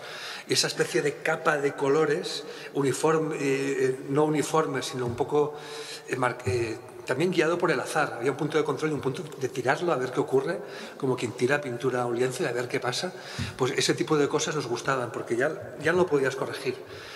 Tenía relación también con cómo grababan la música en los 90 las bandas que más nos interesaban, ¿no? No buscaban un sonido limpio, buscaban precisamente la expresividad del sonido sucio, de una distorsión que te está hablando, de un error que te habla de la pulsación, de lo que está sintiendo quien toca, ¿no? Pues ese tipo de cosas buscamos que estén en la imagen de la película en vez de una imagen aséptica y un sonido totalmente aséptico y limpio, ¿no? Se han contestado muchas de las cosas que estaban en mi pequeño guión, entre ellas pues esa confluencia entre el arte cinematográfico y el arte musical. en el contrapunto que acabas de describir, y luego el sentido de decisiones de movimiento de cámara, ¿no? Ese plano orbitatorio, por lo menos algunos ayer, lo que nos sugería también es la armonía que empieza a producirse cuando están concertando, es decir, cuando se están uniendo en los ensayos para concertar y la cámara va orbitando, pero de manera inmersiva. O sea, la sensación del espectador ayer también fue, estamos ahí dentro, ¿no? Que es una de las maravillas de la película. El 70% de la película es verles tocar, ¿no? O verles prepararse, o verles... Es realmente fascinante. Bueno, antes de dar la palabra a quien quiera preguntar, yo tenía también otra observación sobre lo que decidís no mostrar, que me parece muy importante. Particularmente, en mi opinión, para evitar que la película, entre otras cosas, se despeñe por un territorio trainspotting en algunos momentos también, ¿no? Es decir, hay ese elemento onírico y hay momentos realmente levitatorios, maravillosos, como el plano en que se atraviesa el techo, ¿no? El guitarrista. Pero luego cuando el cantante va a buscar al guitarrista al Manjayar, porque sabemos dónde es, a esa nave donde sucede lo más, ¿no? Lo más sórdido del yonki, no lo vemos, ¿no? Y oímos con la pantalla completamente en negro las reflexiones, la memoria ¿no? Esto yo creo que es importante, lo no mostrado también a lo largo de la película, lo que decidí no mostrar, ¿no? Yo creo que nunca quisimos hacer una peli, o por lo menos un guión especialmente sórdido, ¿no? Con materiales que podían ser sórdidos, y yo creo que esa fue una de las primeras cosas que nos calmaban de nuestra actitud ante la banda, ¿no? Que era, la historia podría ser sórdida o podría interpretarse de manera sórdida, pero en mi caso, yo creo que Isaki la compartía, nadie quería hacer una peli oscura o sórdida, era una peli con muchos matices y hasta cierto punto, como dice Isaki, de una gente que va hacia el sol o que se ha alejado del sol. Entonces, muchas veces cuando cuenta algo lo que deja fuera y yo creo que en este caso parte del lenguaje del cine de terror muchas veces es no mostrar, ¿no? Esa cosa de qué hay ahí dentro, y a mí esa elipsis en concreto me parece súper chula y fue uno de los planos que más me gustaron cuando lo vi. Dije, esto es chulísimo porque te genera un... Pero sí que los elementos psicodélicos nunca distorsionan la película hasta el punto de llevarte a la sordidez no, está siempre, hay una mención a los efectos que produce la heroína en el cuerpo, pero es una mención. Nunca quisimos hacer una peli John Carra, ¿no? Una peli de bajona, ¿no? O por lo menos nunca fue la intención de escribirla, y creo que filmar tampoco lo es. De hecho, incluso en esas posibles situaciones dramáticas lo que entra es el humor y el colocón del agua. O sea, esto fue hilarante, ¿no? O sea, que cuando realmente vemos mal chocado a Floren es con el agua, ¿no? Sí, bueno, esto en realidad le pasó a un amigo mío que tuvo una sobredosis de agua y me parecía muy gracioso. Bueno, es como se cuenta en la película, si la habéis visto. El tema es que alguien que es adicto, que está en un centro de desintoxicación y necesita pasar pruebas para demostrar que está limpio. Y en este caso, pues un amigo tomó 4 litros de agua para borrar todo rastro de droga y lo consiguió, pero entró en coma y casi muere. Entonces, bueno, es un momento de comedia involuntaria que todavía le decimos, hostia, con todo lo que te has metido tú, que casi te mueras de agua, tiene guasa. Y ahí cuando yo le conté esto a Fernando y le decía que la madre de mi amigo le había encontrado convulsionando, y fue ahí Fernando que dijo, ¿qué coño convulsionando? Levita. Y ahí es como os vas encontrando el lenguaje de la película, a veces en escritura y a veces durante la preproducción y el rodaje. En el caso de la secuencia de esta elipsis, imagino que habrá gente que no ha visto la película, cuando hay un momento en el que el cantante va a buscar al guitarrista al polígono donde se está metiendo, donde va a pillar, y es un momento que nos contaban de una sordidez enorme y que a mí sí me interesaba. Yo quería que la película tuviera la parte de las drogas positiva y también la parte negativa de las drogas. Quería que se viera también su lado más sórdido y más real y más crudo. Creo que hay un problema en las películas sobre drogas que suelen poetizar o sublimar toda esta parte más cutre y más peligrosa, ¿no? Entonces esta secuencia tenía que estar, y lo que ocurrió fue que en preproducción no llegábamos, no podíamos rodar tantos días, no había presupuesto y teníamos que eliminar días y secuencias de rodaje. Y una de las que en ese momento es cuando pensamos que justamente esta secuencia podíamos eliminarla y que podía ser más interesante que entráramos a negro y que toda esta sordidez sea el espectador quien la imagina y la proyecta, animada por la voz en off del cantante, hablando de cómo muchas veces, pues bueno, de forma explícita, como las películas de yonkis olvidan que realmente si eres yonki lo que más frecuentas es el mundo de la diarrea y el mundo de que te has cagado en los pantalones, ¿no? Ese tipo de movidas.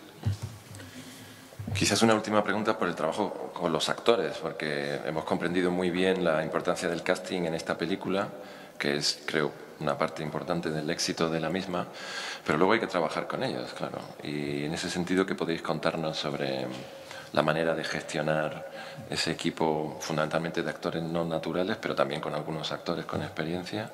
¿Qué fue lo que encontrasteis o que recordáis con más memorable, más interesante?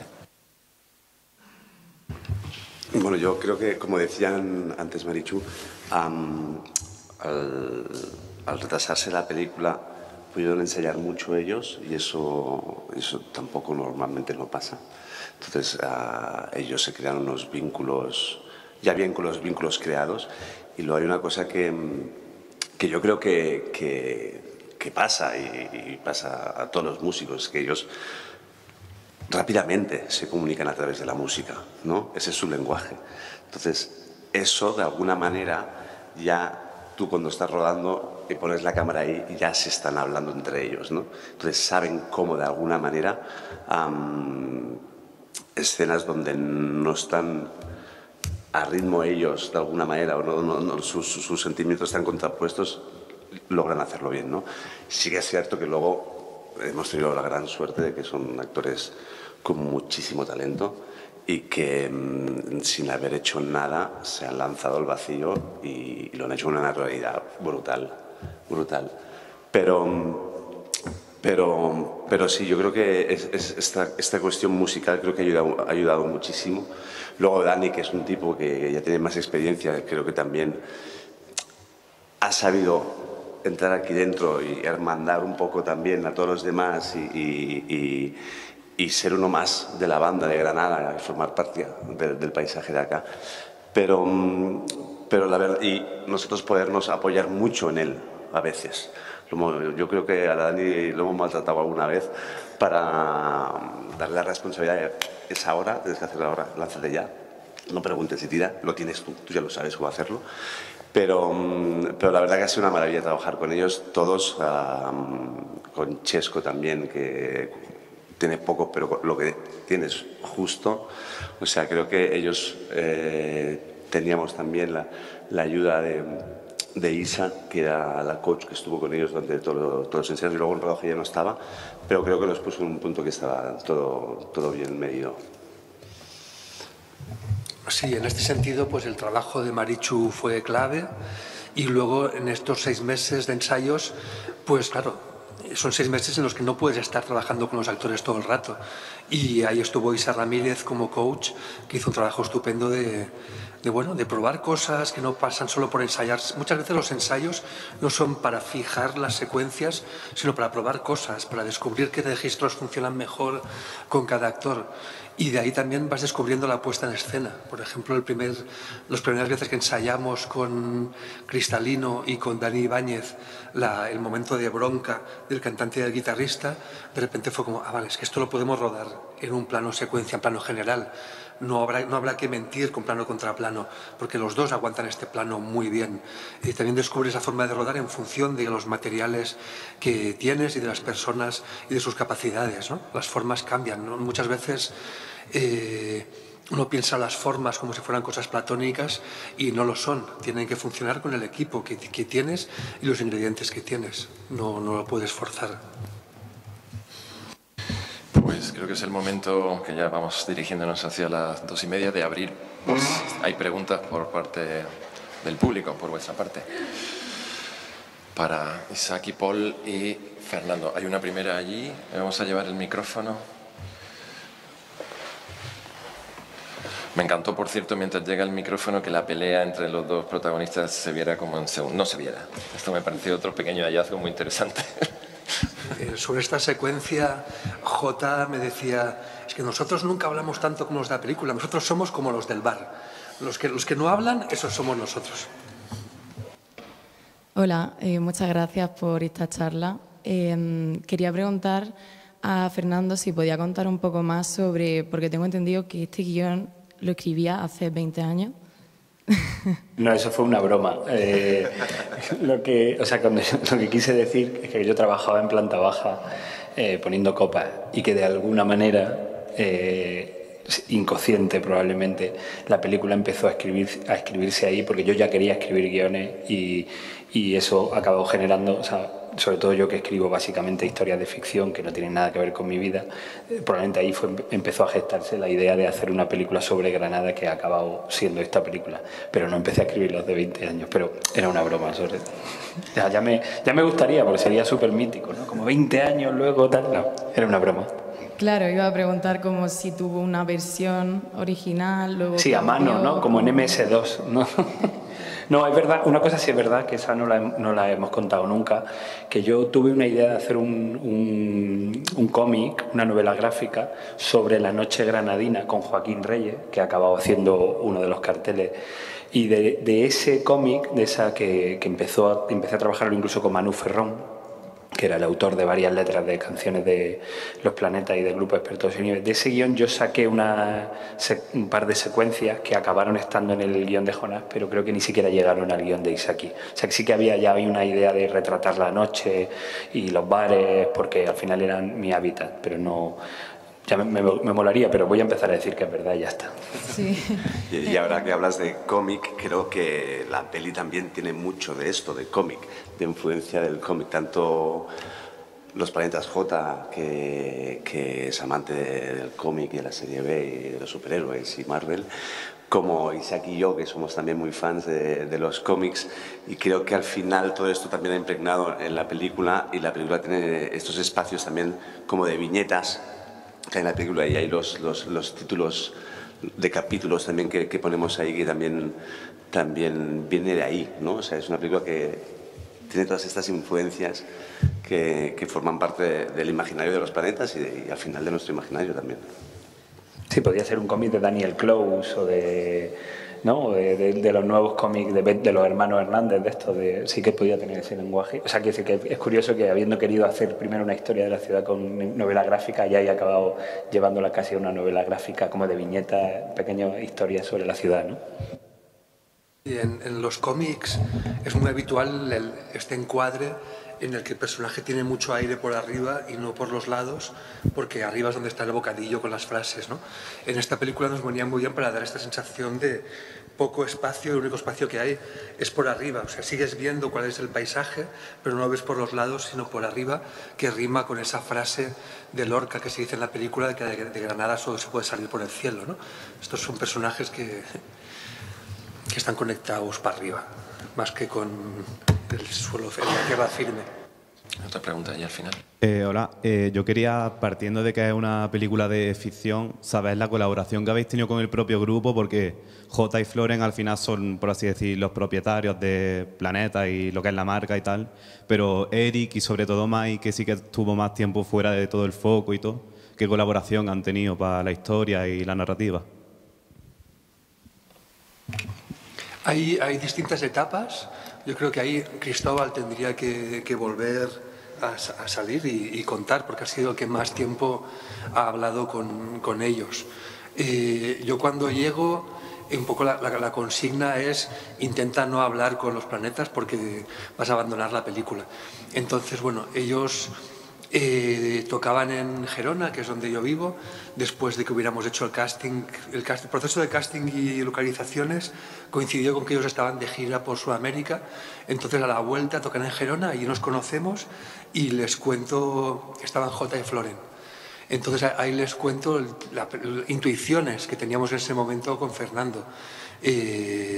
Intuiciones bastante vagas todavía, pero que se concretan en dos. Una, que no va a ser una película sobre la historia real, sino sobre esta especie de leyenda que ellos fomentan y que de la nada va corriendo de boca en boca y todo el mundo cuenta versiones distintas, y que esta va a ser la idea que va a animar la película. Es decir, que sea una película polifónica con distintas versiones. Y una segunda, que es que nos imaginamos la película de un vampiro, que es Jota, y de un fantasma, que es Floren, que en la película se llamarán el cantante y el guitarrista. Entonces, a partir de aquí, Jota lo que me dijo es: cuando necesites ayuda, dame un toque. Hicieron un trabajo muy exhaustivo con Jonás, de trabajar codo con codo, y Jota lo consideraba una etapa superada. Por mi parte me parecía también que era contraproducente, porque se había visto que intentar satisfacer a todo el mundo llevaba a la imposibilidad de hacer una película. Entonces fue la decisión de vamos a hacer la película que consideramos, porque si no, no haremos ninguna. Y a partir de aquí, cuando había momentos en los que, por ejemplo, imaginábamos que apareciera un cómic de la Marvel y la Marvel nos pedía 5 millones de euros por esa imagen, pues llamaba a Jota y le decía: ¿qué otros cómics te gustaban en esa época? Y él me decía: pues mira, yo leía mucho a Max, Juanjo Sáez, me flipaba. ¿Y discos cuáles pueden ser? Porque tal disco nos han dicho que no, que la portada cuesta 1 millón.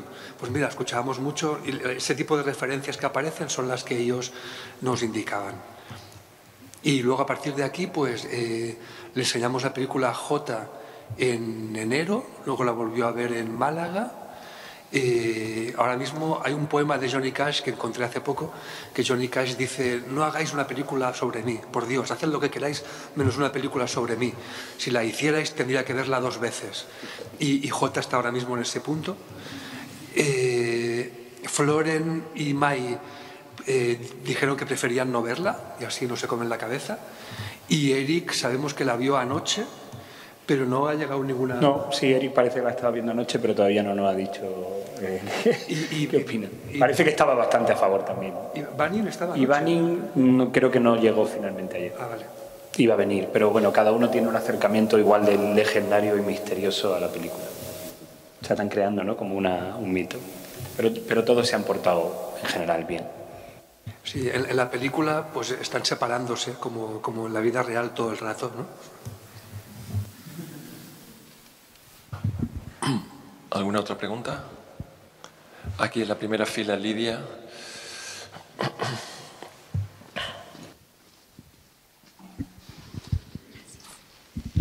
Muchas gracias, enhorabuena, es un lujo teneros aquí. Parte de tu trabajo, Isaki, ha tendido a verse en contacto con la noción del mito. Tú no siempre te has mostrado a favor, por ejemplo, con la leyenda del tiempo. La tendencia a verla como el mito del camarón estaba eclipsando, por ejemplo, las historias de Makiko, de Isra. ¿Qué crees que va a pasar con esta película? ¿Qué prevés, ¿no?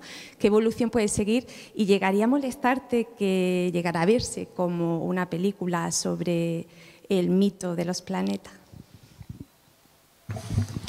Claro, en la película de la que habla Lidia, La leyenda del tiempo, yo llego... Es una película que hicimos se estrenó en 2006, la rodamos en 2004, y es una película que en su origen está Camarón de la isla. Yo voy a San Fernando, a Cádiz, enamorado de Camarón, y me interesa conocer ese lugar porque lo he escuchado en las canciones de Camarón y no conozco San Fernando. Una vez llego, y lo primero que escribo es a través de esta premisa. Una vez llego a San Fernando, me quedo enamorado del lugar y de la gente que vive allí. Y hacemos una película para poder vivir en San Fernando y poder convivir con esos chicos.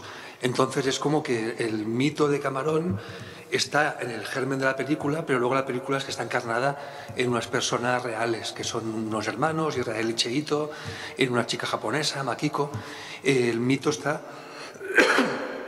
está animado. Por ejemplo, el hecho de que Israel, el protagonista, tenía 12 años, él nace un año después de que muera Camarón, y no lo sabe, pero camina y se mueve y se peina como Camarón, pero ya no lo sabe. Es una especie de herencia que tenían los niños de su barrio en San Fernando en esa época.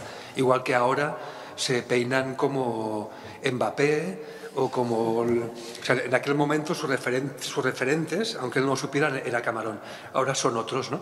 En este sentido, cuando me decían que es una película sobre Camarón, yo intentaba corregirlo. Era como, no, o sea, Camarón subyace, pero es una película sobre estas personas.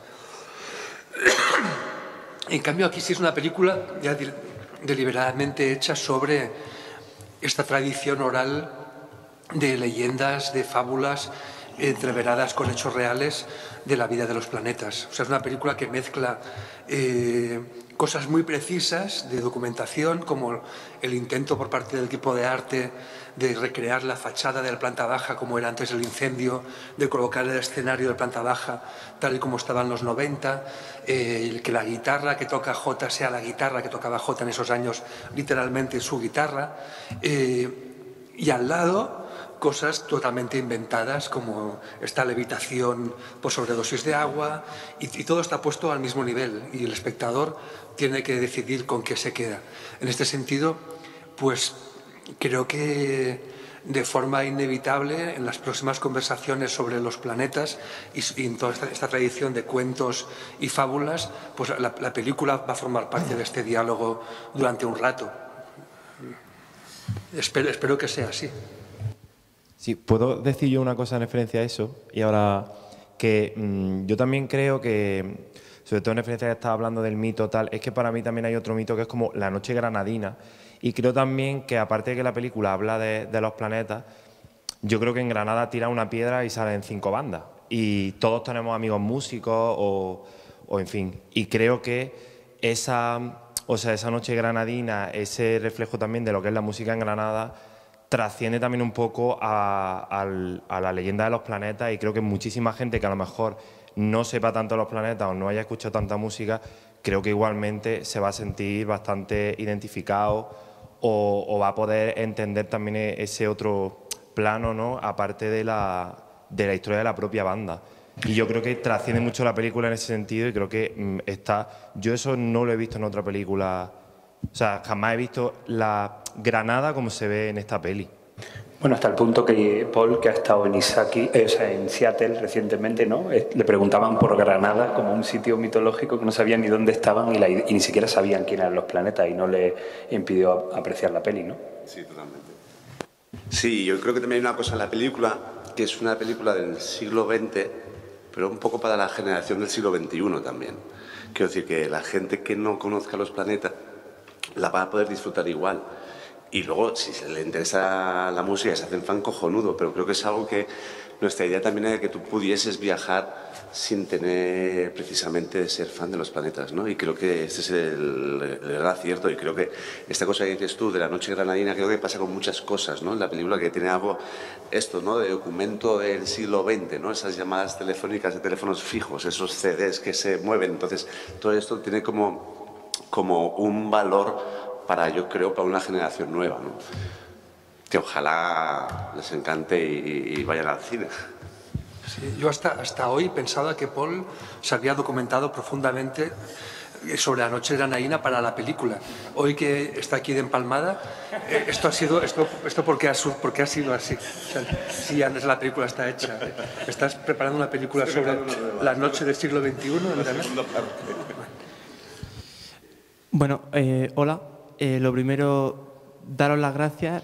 No sé a quién concretamente, pero yo formé parte de la figuración de la película, así que no sé exactamente a quién, pero quiero darle las gracias a alguien, no sé si a la directora de casting, pero bueno, lo digo aquí por dejarme formar parte, al igual que a mucha gente que vive aquí en Granada, a formar parte de vuestro proyecto. A mí personalmente me fue muy enriquecedor y la verdad como estudiante me ha servido mucho, la verdad.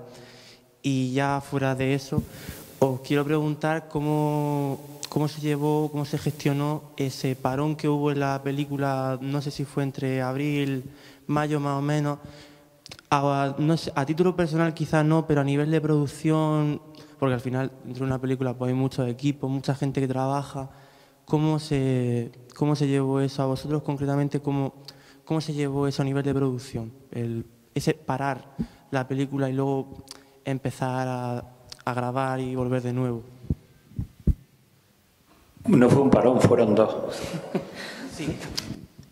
Sí, en realidad, claro, cuesta saber a cuál de los parones te refieres y a cuáles dos te refieres tú. Yo lo viví como que hubo 4 o 5.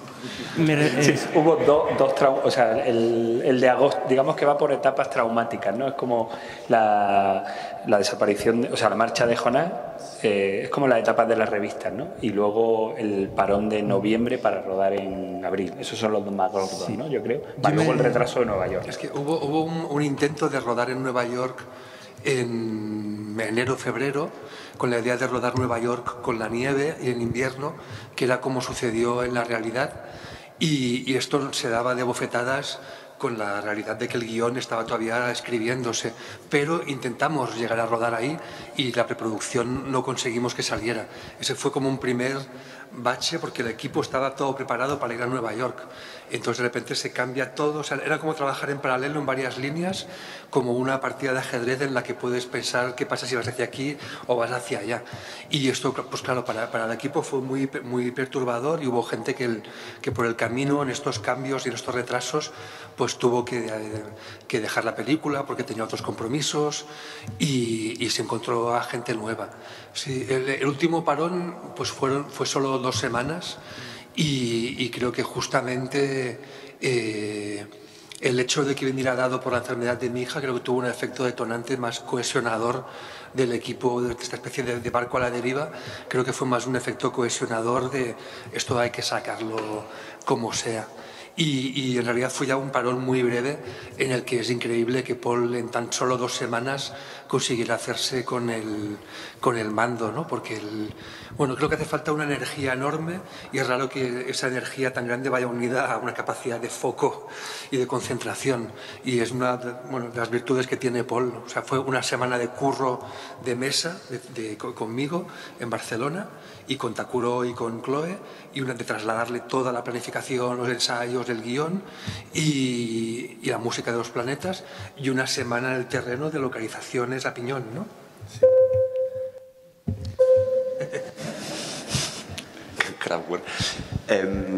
Tenéis que pensar que ha sido una película que creo que lo hablábamos ayer con Marichu y yo. Han pasado 4 directores de producción, 3 ayudantes o 4 ayudantes de dirección. Claro, en el proyecto cuando obviamente tan complicados, cuando trabajas en cine tú lo que intentas es encajar tu calendario anual, ¿no? Si tienes propuestas, tienes proyectos que te encajan durante 3 meses, luego tienes 3 meses más en otro proyecto y luego te vas a 3 meses más en otro proyecto. Entonces, cuando tienes un parón de estos, no afecta solamente la película tuya, sino afecta a tu propia vida. El técnico se le cae el próximo proyecto y de ese proyecto seguramente se le caerá otro proyecto que saldrá de ese proyecto. Entonces, hay que ser muy sensible con estas cosas con el equipo porque realmente afecta a la economía familiar directamente, ¿no? Entonces, bueno, proyectos así, entonces, ¿qué pasaba? Que hay gente que le estiraba ese proyecto por detrás y entonces no podían. Entonces, cuando no pueden, la importancia de cada técnico es básica. Entonces, sustituir a este técnico lleva un sobreesfuerzo del resto del equipo, que tiene que ayudarlo a entender en qué punto está de la película, ¿no? Entonces, es muy complicado cuando en una película hay tantos retrasos, es como muy loco. Y sí que es verdad que dentro del equipo también había mucha gente muy fan de los planetas. Y eso es algo que la gente también les hacía mucha ilusión el proyecto, de alguna manera. Yo me acuerdo un ejemplo que estábamos en el planta baja y estaba un equipo de eléctricos que son del País Vasco, Ricardo, jefe eléctricos, y luego estaba Alex, uno de los eléctricos, y me acuerdo que estábamos ahí trabajando y el tipo estaba colgando los focos y mientras estaban enseñando los actores, él iba bailando, colgando los focos y tal, y decía, mira, ¿ves? Esto al final, esto forma parte también, ¿no? O sea, lo que es el cine también tiene esta capacidad de esponja, de chupar de la esencia vital del proyecto y poderlo traspasar al espectador al final, ¿no? Y es un proyecto que tiene mucho amor, que tiene mucha amistad, pero tiene mucho dolor, tiene mucho desgarro. Creo que todo esto es lo que vosotros al final podéis ver en la sala, ¿no?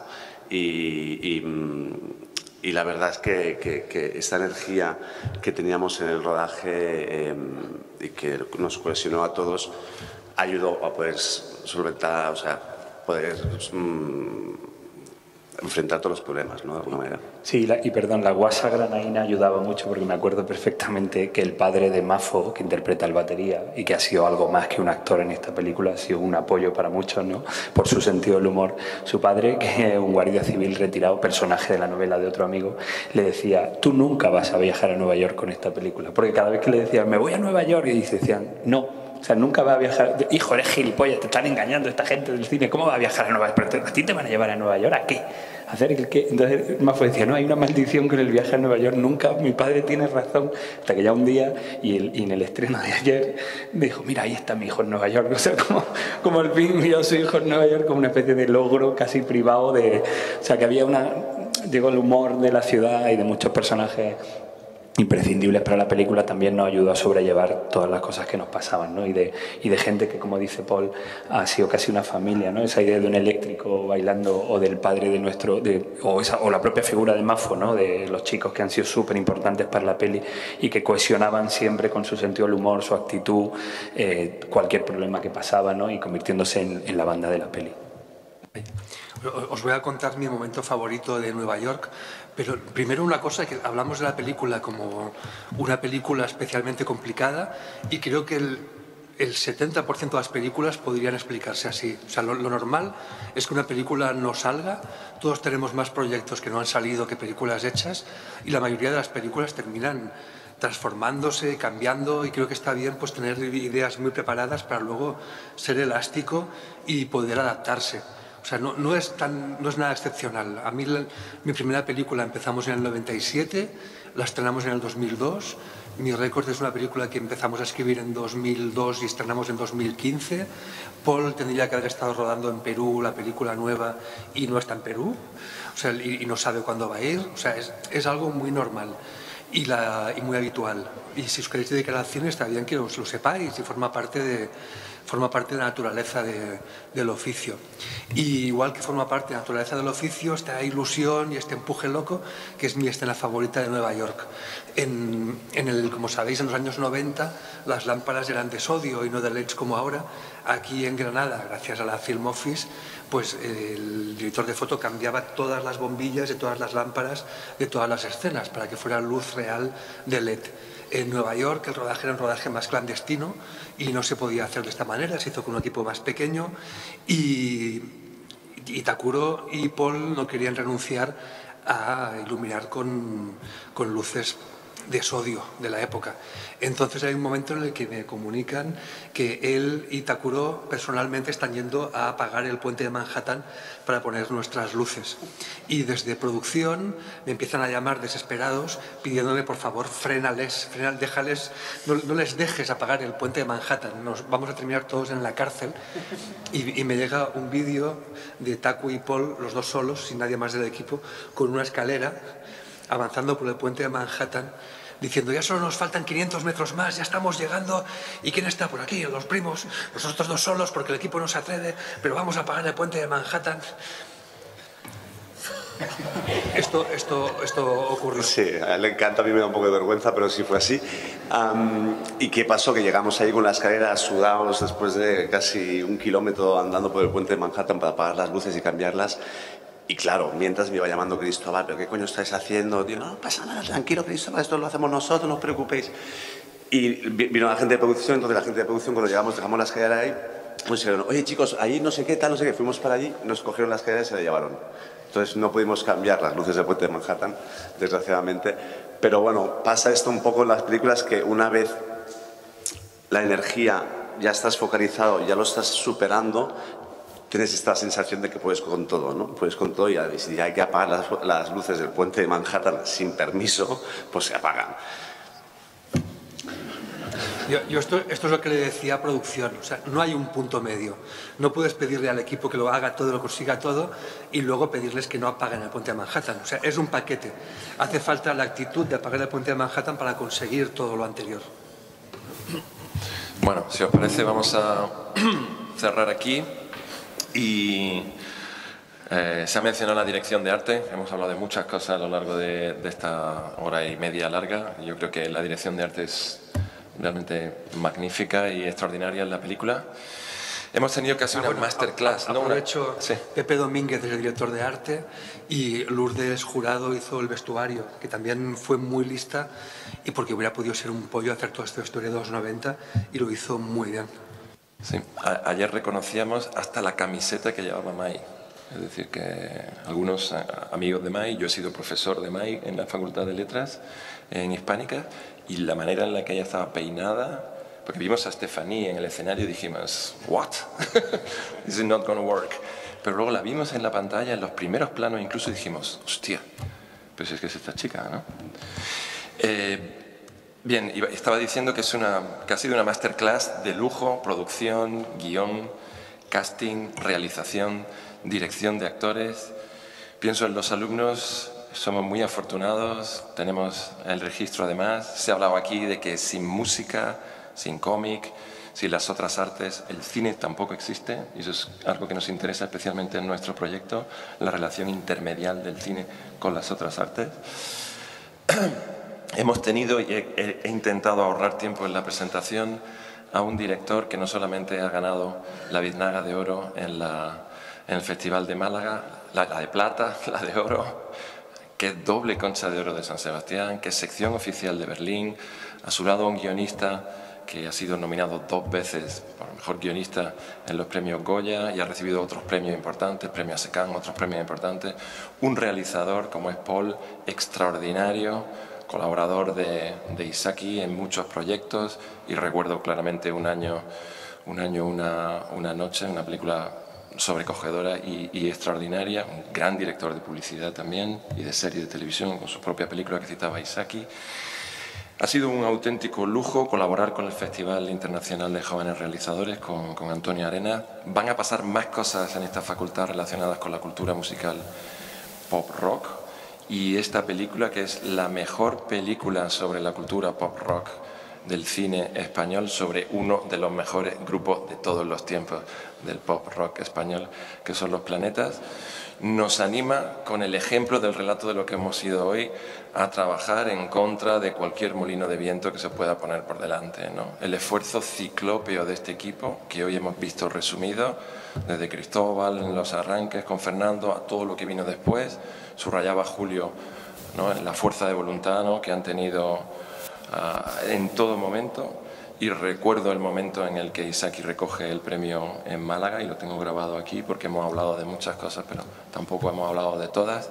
Ese esfuerzo y ese ejemplo yo creo que nos tiene que servir y dar energía desde la universidad para seguir formando, seguir estudiando, seguir aprendiendo y seguir pensando sobre las formas artísticas del cine. Muchísimas gracias, enhorabuena a los tres y a todo el equipo. Aquí tenéis vuestra casa, como dijo nuestro secretario.